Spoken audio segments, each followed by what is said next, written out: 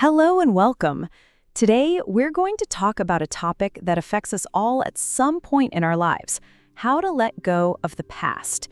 It's a journey, not a single action, and it's one of the most powerful things you can do for your present and your future.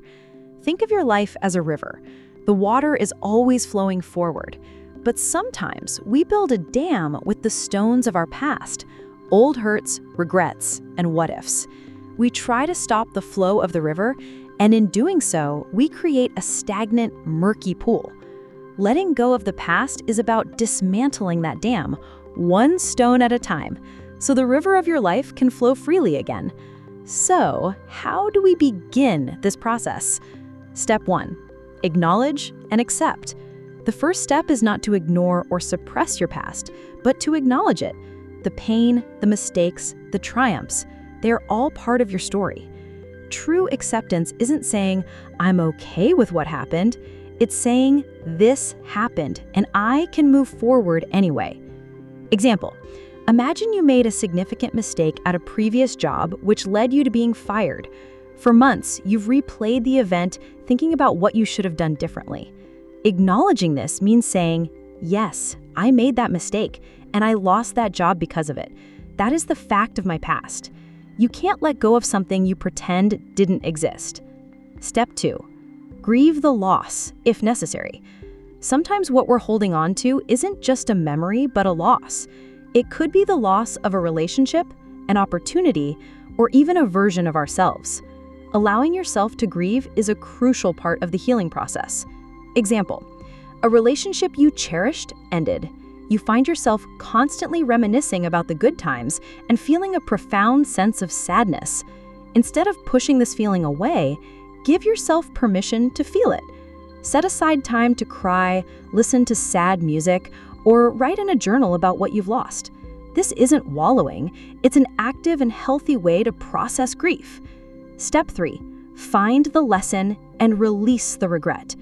Every experience, good or bad, contains a lesson. The past isn't meant to be a prison, it's meant to be a classroom. Once you've learned the lesson, the need to hold on to the memory, especially the painful ones, diminishes. Example: let's go back to the job example. What was the lesson? Perhaps it was about the importance of clear communication, setting boundaries, or maybe that particular career path wasn't a good fit for you. Once you identify that lesson, say, "I learned that I need to be more proactive in communicating with my team," you can reframe the experience from a source of shame to a source of growth. The regret starts to lose its power. Step 4. Shift your focus to the present. The past only has power over us when we allow it to occupy our present moment. The most effective way to let go is by consciously and deliberately shifting your attention to what is happening now. Example: you're out with friends, but your mind keeps drifting back to a past argument with a family member. You can practice a simple mindfulness exercise. Notice the sounds around you. Feel the chair beneath you. Taste the food you're eating. Engage fully in the conversation. By anchoring yourself in your senses, you are literally pulling your mind out of the past and into the present. Step 5. Forgive. This is often the hardest and most important step. Forgiveness is not about condoning what happened, it is about releasing yourself from the emotional burden of anger and resentment. Forgiveness is a gift you give yourself. It can be forgiving someone else or forgiving yourself.